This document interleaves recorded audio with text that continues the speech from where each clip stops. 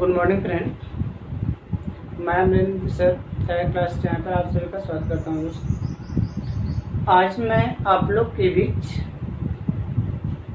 Wave optics का एक नया टॉपिक लेकर आया हूँ दोस्त, जिसका नाम है interference and diffraction of light, प्रकाश का व्यतिकरण और विवर्तन। आपका रे ऑप्टिक्स खत्म हो गया है। वेव ऑप्टिक्स में फर्स्ट एक्सरसाइज आपको ऑलरेडी हमने बता दिया, जिसमें परावर्तन का नियम और अपवर्तन का नियम को सत्यापन करके बताएं। अब यहाँ से न्यू टॉपिक स्टार्ट करने वाले हैं, एक्सरसाइज 5, और ये आपको एग्जामिनेशन के लिए ये भी अति महत्वपूर्ण टॉपिक है। आपको एग्जाम में इससे क्वेश्चन आते हैं। तो एक्सरसाइज का नाम था interference and diffraction of light, प्रकाश का व्यतिकरण तथा विवर्तन, प्रकाश का व्यतिकरण तथा विवर्तन। सबसे पहले इसमें आपको कुछ टॉपिक हम बताने वाले हैं, वो छोटे छोटे टॉपिक हैं। इन सभी को जब तक आप याद नहीं करेंगे, जब तक ये इंटरफेरेंस आपको नहीं समझ में आएगा। इंटरफेरेंस समझने के लिए आपको सबसे पहले जो छोटी छोटी पॉइंट हमने बताने वाले हैं, उन सभी पॉइंट पर अच्छी तरह से गौर करेंगे और ध्यान देंगे, और आशा करते हैं कि आपको यह वीडियो समझ में अच्छी तरह से आएगा, बट आप ध्यान पूर्वक इसे सुनेंगे तब। तो सबसे पहले दोस्त हम चलते हैं इंटरफेरेंस का मतलब क्या होता है।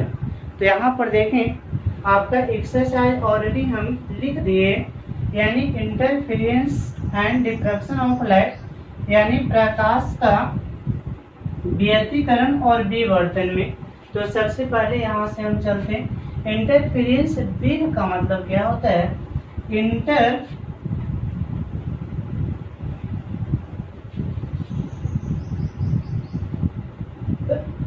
इंटरफेरेंस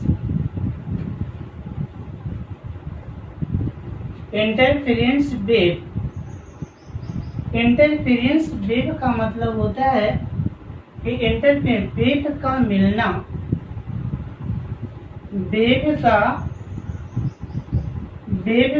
मिलना, वेव का मिलना का मतलब हुआ कि दो या दो से अधिक वेव निकल कर आती है, एक बिंदु पर जाकर मिलती है, तो वह कहलाता है इंटरफेरेंस वेव। उसे क्या कहते हैं दोस्त, इंटरफेरेंस वेव। जैसे आप मान के चले, इधर से एक वेव इधर से इस रूप में निकलकर ऐसे आ रही थी, सपोज है, और यहाँ पर किसी पार्टिकल पर जाकर पड़ती है। यहाँ पार्टिकल मतलब पी पॉइंट है, ये पी पॉइंट पर एक छोटा सा पार्टिकल है।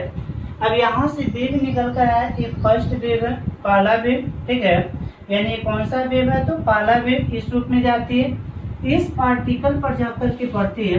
तो ये पार्टिकल को क्या करेगा, जैसे मान लो ये पी पार्टिकल है, यहाँ से वेव निकलकर ऐसे आती है, इस रूप में ऐसे निकलती है, ये पी पार्टिकल पर पड़ा, तो पी पार्टिकल को यहाँ से क्या करेगा, ये बात को समझे।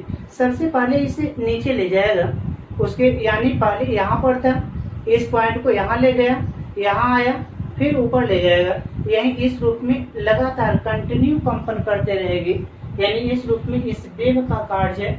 इस प्रकार का हार्मोनिक वेव इस रूप में निकलती है, और यहाँ से ऐसे निकल करके पी पार्टिकल पर पड़ती है। तो पी पार्टिकल को वह ऊपर ले जाएगा, बीच में लाएगा, नीचे लाएगा, फिर नीचे आएगा, फिर ऊपर जाएगा, बीच में आएगा, फिर नीचे आएगा। इस प्रकार का वेव ऐसे निकलता है। तो इस पार्टिकल पर जैसे ही पड़ते हैं, तो ये पार्टिकल का ऐसा वर्क करेगा।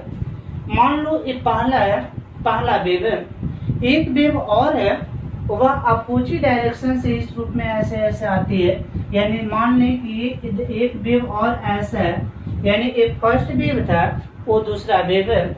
यहाँ से देखें, कह सकते हैं ये पहला वेव है, ये पहला वेव, और इधर ये क्या है, तो ये वाला आपका दूसरा वेव हो गया, दूसरा वेव हुआ। यहाँ पर क्या होता है, जो समझे, दोनों वेव इस बिंदु पर मिलती है, यही हमने बताया वेव का मिलना, वेव का मिलना। इंटरफेरेंस वेव का मतलब हुआ वेव का मिलना, पहला वेव यहाँ पर दूसरा वेव, दोनों वेव यहाँ पर जाकर के मिल जाती है, यही कहलाता है इंटरफेरेंस वेव। इंटरफेरेंस वेव से ही आता है, यानी principal of superposition. Principal of superposition यानी यहाँ पर देखिए प्रिंसिपल ऑफ सुपरपोजिशन का मतलब क्या होगा ये समझेंगे। Principal of superposition, principal of superposition यहाँ पर देखिए प्रिंसिपल ऑफ सुपरपोजिशन के बारे में समझा रहे। जैसे यहाँ से वेव निकलकर इस रूप में ऐसे वर्क कर रही है, ऐसे ऐसे गया पी पर मिला। दूसरी वेव यहाँ से निकल कर आई, ऐसे ऐसे आया और यहाँ पर पी पर मिला। आप बात यहाँ पर समझेंगे, पी पॉइंट पर जैसे वेव मिलती है तो ए वेव क्या कहता है, नीचे चलो, पी पार्टिकल को नीचे की ओर धक्का दे रहा है, लेकिन इधर से जो ऐसे ऐसे मूव किया है ये क्या कहता है, पी पार्टिकल को ऊपर की ओर धक्का देता है।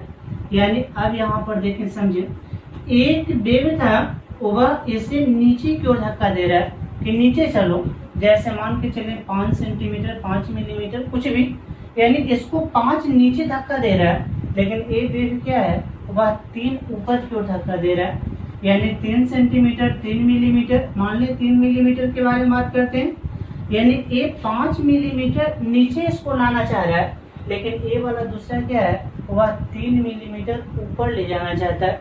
अब आपको यदि समझ में आया होगा तो आप ही बताएं कि एक 5 नीचे ले जाना चाहता है, दूसरा 3 ऊपर ले जाना चाहता है, तो इसका परिणामी नेट डिस्प्लेसमेंट कितना होगा, तो नेट डिस्प्लेसमेंट होगा 5 घटाव 3 = 2 मिलीमीटर।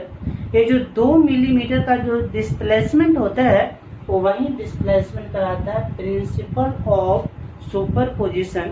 प्रिंसिपल ऑफ सुपरपोजिशन यानी 5 नीचे और ये 3 ऊपर की ओर जा रही है, यही डिस्प्लेसमेंट कहलाएगा प्रिंसिपल ऑफ सुपरपोजिशन। इसका डेफिनेशन क्या देंगे, जब भी किसी पार्टिकल पर 2 या 2 से अधिक वेव मिलती है, जब किसी पार्टिकल पर, ये पार्टिकल है, यह पार्टिकल पर 2 या 2 से अधिक वेव मिलती है, तो किसी इस बिंदु पर परिणामी विस्थापन उन सभी विस्थापन के प्रत्येक कण के विस्थापन के सदिश योग के बराबर होता है। जैसे यानी इसका यानी पहला का 5 नीचे गया, दूसरा क्या है 3 ऊपर ले गए। अब कोई कहता है सवाल कि सर पहला क्या ऑप्शन नीचे क्यों ही वर्क करती है, तो ऐसा कोई जरूरी नहीं है।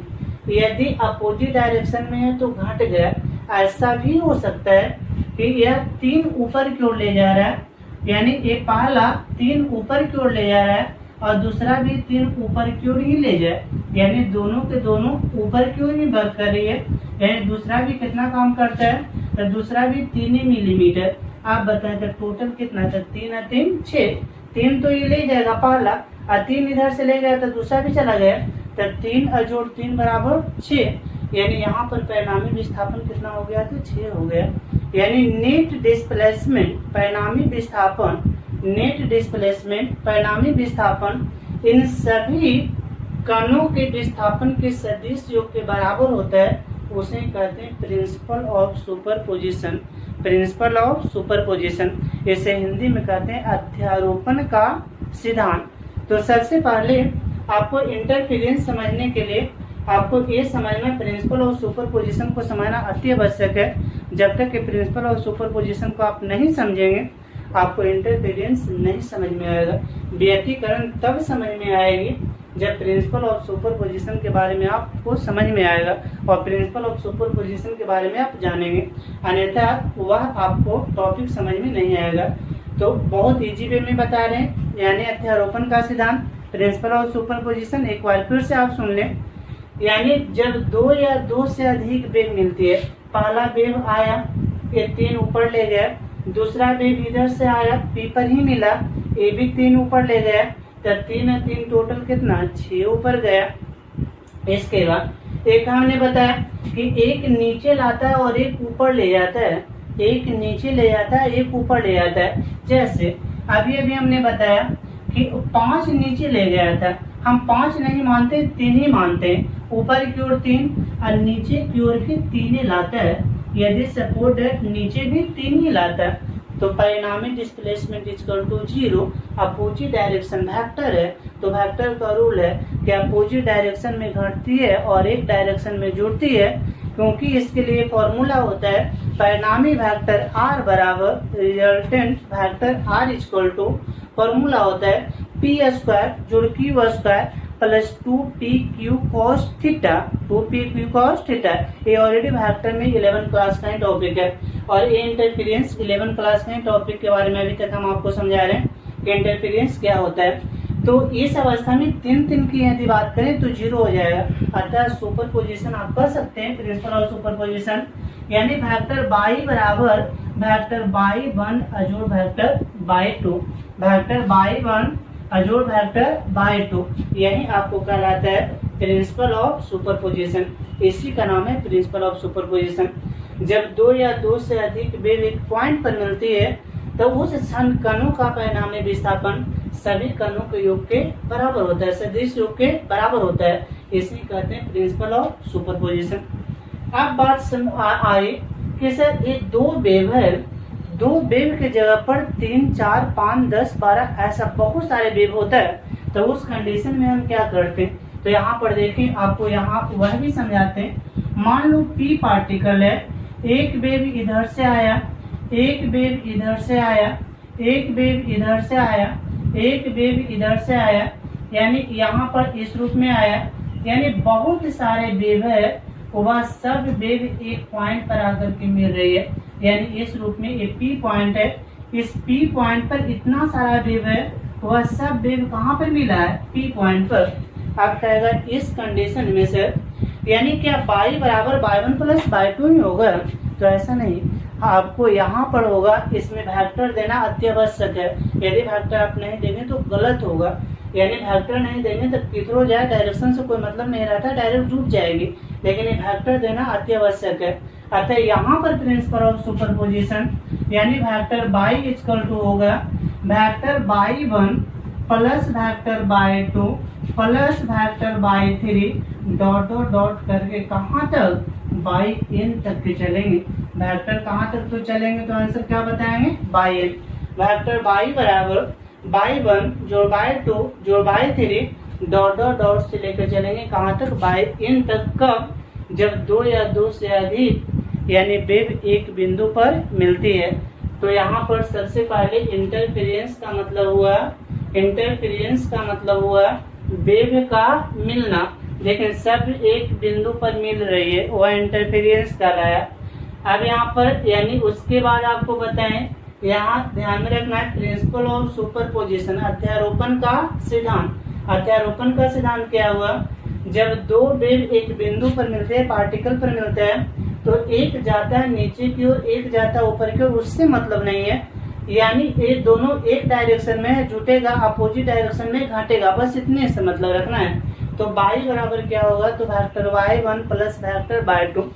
कोई कहता है सर क्या कोई जरूरी है कि ऊपर नीचे ही जा सकता है, तो यहाँ पर ये भी कह सकता है कि नहीं। जैसे यानी एक है, माने ऊपर की ओर गया 5, ठीक है, एक इधर की ओर डायरेक्शन दे रहा है, इधर की ओर, यानी यहाँ पर देखें मान ले ऊपर में की ओर 4 है, मानते हैं यह 4 है, इधर की ओर डायरेक्शन दिया, वह क्या है, तो आंसर बताना है 3 है, ठीक है, 4 और उधर 3 है।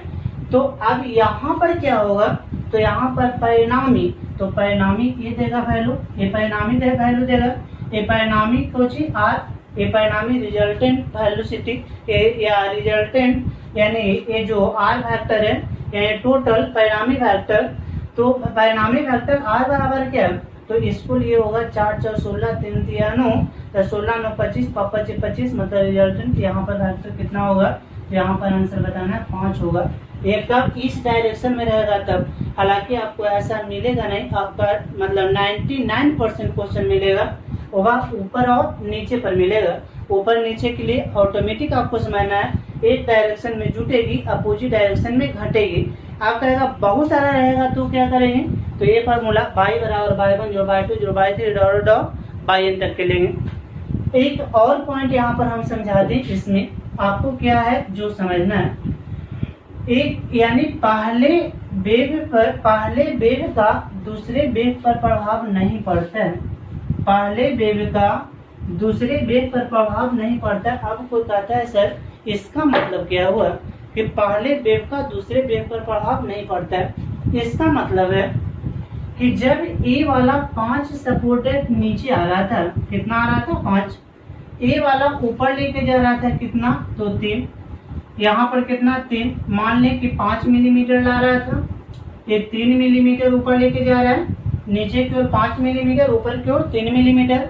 तो पहले वेव का दूसरे वेव पर प्रभाव नहीं पड़ता है। यदि दूसरा वेव 3 पहले से ऑलरेडी मान लें कि यदि ये दूसरा वेव नहीं होता, ये दूसरा वेव नहीं होता तो ये क्या करता है, 5 नीचे ले जाता, 5 नीचे ले जाता। लेकिन दूसरा वेव आकर इस पर मिला तो ये क्या किया, इसको 3 ऊपर लेके चला गया। तो क्या दूसरा मिलने के बाद ये 5 अब नीचे ले जाएगा कि नहीं, तो आंसर बताएंगे इससे कोई अंतर नहीं पड़ता है। यदि ऑलरेडी पहले से भी पहला यदि नहीं दूसरा नहीं होता तो ये 5 नीचे ले जा रहा था, तो दूसरा आ भी गया तो भी अभी भी 5 नीचे ले जाएगा। रिजल्टेंट मतलब जो परिणामी वेक्टर होता है उस पर असर करेगा, लेकिन एक जो खुद डिस्प्लेसमेंट दे रहा है इस पर कोई असर नहीं होता है, कोई प्रभाव नहीं पड़ता है। यानी खुद का डिस्प्लेसमेंट में किसी प्रकार का कोई प्रभाव नहीं पड़ता है। तो ये आपको इतना समझा दें अध्यारोपण का सिद्धांत के बारे में। अब देखिए इसके बाद इसमें 2 पॉइंट और समझना है आपको। सबसे पहला पाथ डिफरेंस और दूसरा फेज डिफरेंस के बारे में समझना है। Path difference and phase difference, इसके बारे में अब आपको समझाते हैं कि पाथ डिफरेंस और फेज डिफरेंस क्या होता है। तो यहाँ पर आप देखें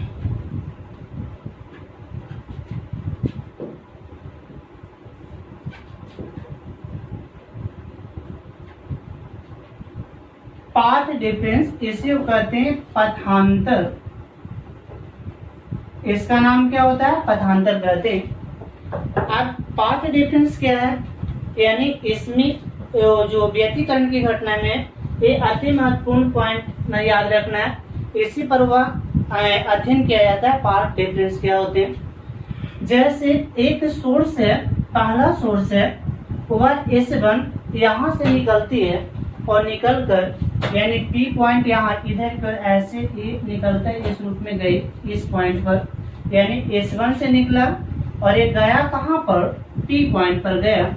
दूसरा क्या है, यहाँ इसके जस्ट नीचे मान ले यहाँ पर S2 है, S2 से निकला, S2 से निकलकर यहाँ पर इस रूप में गया और यहाँ पर मिल गया कहाँ पर, P पर। दोनों P पर ही मिलता है, S1 से निकलकर P पर, S2 से भी निकलकर P पर ही मिल रहा है, दोनों P पर। पाथ डिफरेंस का मतलब क्या होता है, पथ में अंतर, पथ में अंतर ही पाथ डिफरेंस कहलाता है, पथांतर कहलाता है। पथ में अंतर को ही पथांतर कहते हैं। अब पथ में अंतर का मतलब क्या हुआ, जैसे आप मान लें कि इसके द्वारा तय की गई दूरी कितना है, x1, इसके द्वारा तय की गई दूरी कितना है, तो इसके द्वारा तय की गई दूरी x2। पहला के सहारे x1, दूसरा के सहारे x2। फर्स्ट वेव था वह कितना तय करता है, तो x1, दूसरा कितना तय करता है, x2। अब यहाँ से देखें क्या दोनों बराबर लेंथ तय कर रहा है, तो नहीं, यानी तो अंतर कितना का है, तो जो अंतर होता है वह अंतर है पाथ डिफरेंस कहलाता है। जो अंतर होता है उस अंतर को ही पाथ डिफरेंस कहते हैं। x1 की जगह पर सपोज डेट आप मान लें कि x1 बराबर होता है, x1 बराबर यहाँ पर लिख देते हैं, x1 बराबर 10 मीटर, सपोज डेट x2 बराबर है वह 15 मीटर। श्योर है कि x2 है जो बड़ा है, x1 है जो छोटा है। ये छोटी दूरी तय कर रही है, ये लंबी दूरी तय कर रही है, तो लंबी दूरी तय कर रही है तो 15 और छोटी दूरी तय कर रही है तो 10। ठीक है, तो पाथ डिफरेंस का शुद्ध मतलब होता है कि पथ में अंतर, पथ में अंतर ही पाथ डिफरेंस कहलाता है, पथांतर कहलाता है। जैसे यहाँ पर देखें ये 10 है, 15, अंतर कितना का हुआ, तो अंतर डेल्टा x बराबर x2 घटाव x1, अतः डेल्टा x बराबर 15 घटाव 10 इक्वल टू कितना, तो आंसर बताएंगे 5 मीटर। ये जो आपका 5 मीटर आया वह पाथ डिफरेंस कहलाया। 5 मीटर आया वह क्या हुआ, तो पाथ डिफरेंस। बहुत सिंपल सा है। पथ में अंतर को पथांतर कहते हैं। पथ में अंतर को पथांतर कहते हैं। जो भी ए वाला जो वैल्यू आ रहा है वह पथांतर। सिंपल सा है। जैसे x1 है, यहाँ से देखो काट दो, ए वाला अभी x1 है तो यहाँ से यहाँ x1 है, यहाँ से यहाँ क्या है तो x1 है। ये टोटल डिस्टेंस क्या था, यहाँ पर देखें, मान लें कि यहाँ से लेके, एक बार पिक्चर से आपको समझाना चाह रहे हैं, यहाँ से लेके टोटल था आपका क्या, तो यहाँ से लेके यहाँ तक टोटल आपका x2 था। और यहाँ से, ठीक है, यानी ए वाला x1 है तो ए वाला भी कितना हुआ, तो x1 हुआ। तो अंतर यानी इतने ही ज्यादा तय किया ना, तो जितना दूरी ज्यादा तय करता है, यानी ए वाला और ये दोनों सेम तो इतना ज्यादा तय किया, और जितना ज्यादा तय करता है वह अंतर कहलाता है पथांतर। अतः पथांतर बराबर फॉर्मूला हो गया आपको क्या, डेल्टा x बराबर x2 घटाव x1, x2 घटाव x1। आशा करते होंगे आप लोग को पथांतर समझ में आया होगा। है बहुत सिंपल सा है टॉपिक, लेकिन व्यतिकरण का अधिकांश जो क्वेश्चन है वो और अधिकांश टॉपिक तब समझ में आएगा जब ये बात आपको समझ में आएगा। सबसे पहले पाथ डिफरेंस और दूसरा आपको बताते हैं फेज डिफरेंस के बारे में। ये तो आपको पाथ डिफरेंस आपको समझ में आया होगा। दूसरा यहाँ पर देखें फेज डिफरेंस के बारे में, ठीक है। यानी यहाँ पर देखें फेज डिफरेंस क्या होता है, तो इस टॉपिक के बारे में आपको लिख रहे हैं फेज डिफरेंस।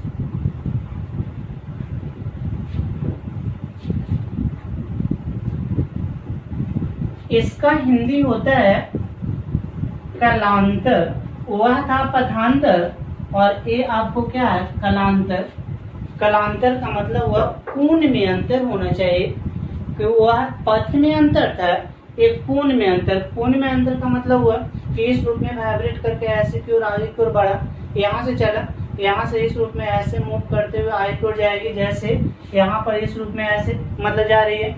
कोई भी वेव है यहाँ से स्टार्ट यदि करती है तो यहाँ सबसे पहले इस पोजीशन में होता है, तो ऐसे मोड़ते हुए आगे की ओर बढ़ता है। तो यही वेव ऐसे आगे की ओर बढ़ा है, तो कितना डिग्री से मूव करते हुआ गया है वही कोण में अंतर है। वह कोण में अंतर का नाम होता है कलांतर।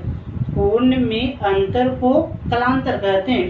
कोण में अंतर को कलांतर कहते हैं। कलांतर समझाने के लिए भी आपको यहाँ पर एक पिक्चर बनाते हैं, अच्छी तरह से समझेंगे। दो सोर्स है इसमें भी, यानी दो सोर्स। सबसे पहले यहाँ से एक सोर्स चला, सोर्स यहाँ से चलकर इस बिंदु पर गया, ठीक है। दूसरा सोर्स है यहाँ से चलता है, ये चलते चलते यहाँ पर ऐसे इस बिंदु पर ही यहाँ पर पहुँचता है। यानी एक पॉइंट क्या है, तो P पॉइंट है। यानी ये सोर्स क्या है, तो S1 है। यानी कितना दूरी तय करके गया, x1 दूरी तय करके। ये सोर्स क्या है, तो ये S2 है। कितना दूरी तय करके गया, तो x2 दूरी तय करके गया। तो यहाँ पर सिंपल हार्मोनिक में एक फॉर्मूला होता है कि बाई बराबर, तो बाई यानी एक ऊपर नीचे करूँ तो ले जाना चाहेगा, तो बाई O1 बराबर यहाँ से ए साइन यहाँ पर ओमेगा टी प्लस यहाँ पर देखें एक्स के लिख देते हैं, एक्स के हो गया। यहाँ पर हो जाएगा बाई टू बराबर कितना, तो ए था, यहाँ पर आयाम एम्पलीट्यूड ए था, यहाँ पर एम्पलीट्यूड बी है, तो B sine omega T plus K X हो गया इस बिंदु पर, बाई 1 बाई 2। जब यहाँ से चलकर यहाँ पर आया, तो यहाँ पर आया तो क्या होगा, तो x1 दूरी तय करके आया, तो बाई 1 बराबर क्या होगा, तो यहाँ पर वही एम्पलीट्यूड तो वही होगा, तो ए साइन यहाँ पर क्या है, तो ओमेगा टी प्लस x1 के डिस्टेंस कितना, x1 तय करके आया, तो x1 के यहाँ पर क्या हो जाएगा बाई 2, ठीक है। बाई 2 बराबर क्या, तो ए साइन यहाँ पर omega T plus x2 into क्या है, के जहाँ क्या है तो कांस्टेंट राशि है, यानी सॉरी यहाँ एक यहाँ पर बी हो जाएगा, यानी यहाँ पर क्या बी लिख देते हैं। यानी पहले पॉइंट पर अलग, दूसरे पॉइंट पर प्रत्येक अलग अलग पॉइंट पर अलग अलग डिफरेंस होता है। तो अब यहाँ पर आपको समझना क्या है, y1 का मान दे ले, y2 का मान हमने लाया, y1 y2, तो सबसे पहले फेज डिफरेंस होता कब है? तो यहाँ पर आपको समझना होगा कि जब ओमेगा का मान सेम हो, ओमेगा का मान सेम हो। यदि ओमेगा का मान अलग अलग है तो कभी भी फेज डिफरेंस प्राप्त नहीं होंगे। ओमेगा का मान जब सेम है तभी फेज डिफरेंस मतलब कहलाएगा, अन्यथा फेज डिफरेंस नहीं होगा। यानी अब मान लें कि यदि ओमेगा अलग अलग है, यहाँ ओमेगा 1 है और यहाँ पर ओमेगा 2 है। थोड़ा देर के लिए समझो कि यदि ओमेगा अलग अलग है, समान नहीं है, तो क्या घटना होगा उसके बारे में। तो यहाँ ओमेगा 1, यहाँ पर क्या ओमेगा 2 है, ओमेगा 1 ओमेगा 2, तो फेज डिफरेंस को डिनोट करते हैं फाई से। तो फाई बराबर अंतर करेगा, दोनों के अंतर करेगा तो क्या होगा, ओमेगा 2 घटा ओमेगा 1 इंटू टी। देखो यहाँ पर ओमेगा 2 घटा ओमेगा टी दोनों में कॉमन हो गया, इतना प्लस यहाँ पर क्या है x2 घटा x1, x2 घटा x1 इतना इंटू क्या हो गया के हो गया। ये यहाँ पर क्या आया, तो फेज डिफरेंस है। फेज डिफरेंस फाई का मान कितना, ओमेगा 2 घटा omega 1 into T plus x2 घटा x1 इंटू के। अब यहाँ पर थोड़ा देर के लिए तुम समझो, यदि ओमेगा अलग अलग है तो ये फाई का मान क्या टी पर निर्भर करेगी कि नहीं करेगी? तो आंसर बताएंगे करेगी। क्यों? क्योंकि टी फॉर्मूला में तो है, जब टी फॉर्मूला में है तो करेगा। जब टी पर निर्भर करेगा इसका मतलब है कि किसी एक पॉइंट पर होना क्या चाहिए था, व्यतिकरण की घटना में होती है सबसे पहले काली चमकीली ऐसा लाइन बनता है, काली चमकीली लाइन की प्राप्ति होती है। लेकिन जब ओमेगा 2 घटा ओमेगा 1 और वह टी पर निर्भर करता है, टाइम पर निर्भर करता है, तो अलग अलग बिंदु पर यानी अलग अलग पॉइंट पर अलग अलग यानी ब्राइट डार्क नहीं प्राप्त होंगे। होगा क्या, जब अलग ए वाला दोनों सेम नहीं है तो एक ही पॉइंट पर, जैसे मान लें यहाँ पर पी पॉइंट है, सपोज है यह पी पॉइंट है, यानी यहाँ पर देखें क्यू पॉइंट है, पी क्यू, यहाँ पर आर पॉइंट है, नीचे में यहाँ पर एस पॉइंट है, यानी पी क्यू आर एस, यहाँ पर टी पॉइंट है, इतना सारा पॉइंट है। पर तो व्यतिकरण में होना क्या चाहिए था, यदि पी ब्राइट है तो क्यू डार्क होगा, ए डार्क है तो ए वाला फिर ब्राइट होगा, और ए डार्क है तो हमेशा के लिए डार्क रहेगा। ऐसा नहीं कि एक बार ये डार्क है तो एक बार यह ब्राइट हो जाएगा, ऐसा नहीं होगा।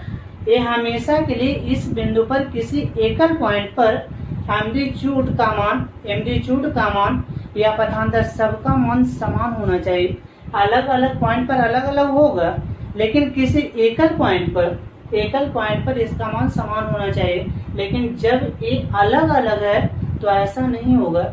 यह मतलब ऐसा क्यों नहीं होगा, क्योंकि जब अलग अलग है तो टाइम पर निर्भर करेगा, और टाइम पर निर्भर करने का मतलब है कि जब P यहाँ पर एक P पॉइंट है, जब P टाइम 1 सेकंड, तो P पॉइंट पर 1 सेकंड के लिए ब्राइट है तो दूसरा सेकंड के लिए ऑटोमेटिक एक ही पॉइंट पर डार्क होगा। लेकिन ऐसा व्यतिकरण में होना नहीं चाहिए था। व्यतिकरण में होना क्या चाहिए, यदि P ब्राइट है तो हमेशा के लिए ये ब्राइट होगा, और ये तब संभव है जब ये टाइम पर डिफरेंट नहीं करेगा। ये फेज डिफरेंट का मान है, वह टाइम पर निर्भर नहीं करेगा, और टाइम पर निर्भर यानी तब यह नहीं करेगा जब ओमेगा का मान समान होगा। ओमेगा का मान समान, जैसे ओमेगा 2 घटा ओमेगा 2, अब दोनों सेम है तो घटा तो 0, और 0 गुना टी इक्वल टू 0, अतः क्या अब ये फेज डिफरेंस का मान क्या टाइम पर निर्भर करता है? तो नहीं करता है। यदि जब तक ओमेगा का मान 1 रहेगा, जब तक कभी भी व्यतिकरण से अलग अलग होगा, डिफरेंट होगा, जब तक कभी भी व्यतिकरण की घटना का निर्माण नहीं होगा। दूसरा एक और होता है, यानी amplitude, net amplitude R equal to एक फॉर्मूला होता है, यानी ए के स्क्वायर जोड़ बी के स्क्वायर जोड़ 2ab cos फाई। अब समझो कि जब एक फेज डिफरेंट अलग टाइम पर निर्भर करता है फेज डिफरेंस का मान टाइम पर निर्भर करता है। तो जब ए बदलेगा इसका मतलब ए भी बदल जाएगा। क्यों? क्योंकि यहाँ पर भी तो cos फाई आवर है, cos फाई का मान है। अतः जब ए बदलेगा इसका मतलब इसका एम्पलीट्यूड भी बदल जाएगा। एम्पलीट्यूड का मतलब हो गया कि इस पॉइंट पर एम्पलीट्यूड का मान टाइम के साथ यानी कुछ टाइम के लिए मैक्सिमम, फिर कुछ टाइम के लिए न्यूनतम, फिर कुछ टाइम के लिए मैक्सिमम, मतलब एक ही बिंदु पर यानी black dark black dark black dark एक पॉइंट पर ही बनेगा, भिन्न भिन्न पॉइंट पर ब्लैक डार्क नहीं बनेंगे। तो आपको ये समझाना चाह रहे हैं फेज डिफरेंस यानी व्यतिकरण की घटना में फेज डिफरेंस या में आपको याद रखना है कि ओमेगा सेम होना चाहिए, यानी ये टाइम पर निर्भर नहीं करना चाहिए, तब व्यतिकरण की घटना बनेगी, प्राप्त होगी, अन्यथा व्यतिकरण की घटना प्राप्त नहीं होगी। और ये तब सेम होगा जैसे ही जब इसका मान हम सेम करेंगे, तो सेम होते ही इसका मान जैसे सेम कर दो तो ये ओमेगा 2, तो ओमेगा 2 कर देगा तो 0 और 0 गुना टी कर दो क्या 0, ये समान करेंगे तब। तो यहाँ पर देखें फाई बराबर अब क्या आया, तो अब आया x2 घटा x1 और इतना इंटू के। अब यहाँ पर समझो x2 घटा x1 ये तो अलग होना ही चाहिए। क्यों?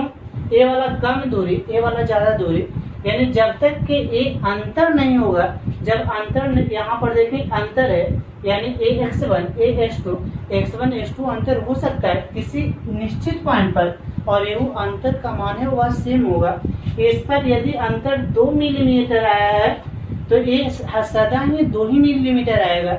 यदि इस पर अंतर 3 मिलीमीटर आया है तो ये सदा ही 3 मिलीमीटर होगा। यदि इस पर अंतर 4 मिलीमीटर आया तो सदा ही 4 मिलीमीटर होगा। ये कभी भी इसकी मान ऐसा नहीं है कि यदि एक सेकंड में 4 मिलीमीटर तो दूसरा सेकंड में 5 मिलीमीटर, चूंकि यह टाइम पर निर्भर करता ही नहीं है, और टाइम पर निर्भर नहीं करता इसका मतलब है तो ओमेगा का मान सेम होना चाहिए। अतः आपको याद रखना है कि कलांतर के लिए कोण में अंतर, कलांतर यानी कलांतर तब कहलाते हैं जब ओमेगा सेम हो, एम्पलीट्यूड सेम हो। जब ओमेगा सेम होगा तो एम्पलीट्यूड आयाम का भी मान सेम होगा। क्यों? क्योंकि r बराबर a square b square plus 2 ab cos theta या cos फाई, और जब cos फाई सेम है तो r भी सेम होगा। तो r का मान सेम होगा सिंगल पॉइंट पर, पथांतर का मान सेम होगा। यानी इन सभी कारण, यानी ये जितना भी आपका जो टॉपिक बताएं, ये सभी टॉपिक जब लागू होता है तभी इंटरफेरेंस का प्राप्ति होता है, अन्यथा इंटरफेरेंस की प्राप्ति नहीं होगी। इंटरफेरेंस प्राप्ति के लिए ये सब जितनी भी शर्त बताएं, ये सारा का सारा शर्त आपको याद रखना है। तो आपको याद रखना है एकल पॉइंट पर, यानी एकल पॉइंट पर अब सवाल उठा कि सर कलांतर का डेफिनेशन कैसे देंगे, तो कलांतर का डेफिनेशन दे सकते हैं किसी पॉइंट पर दो सोर्सेस के लिए, दो सोर्स मतलब दो प्रकार से स्रोत के लिए याद रखना है ओमेगा का मान सेम होना चाहिए। ओमेगा का मान सेम होता है तब जो कोण में अंतर होती है वह अंतर ही कलांतर कहलाता है। दो सोर्सेस के लिए एक बार फिर से बताना चाह रहे हैं, दो सोर्स के लिए ओमेगा का मान सेम होती है उस कंडीशन में जो कोण में अंतर होता है वह कोण में अंतर का नाम कलांतर होता है।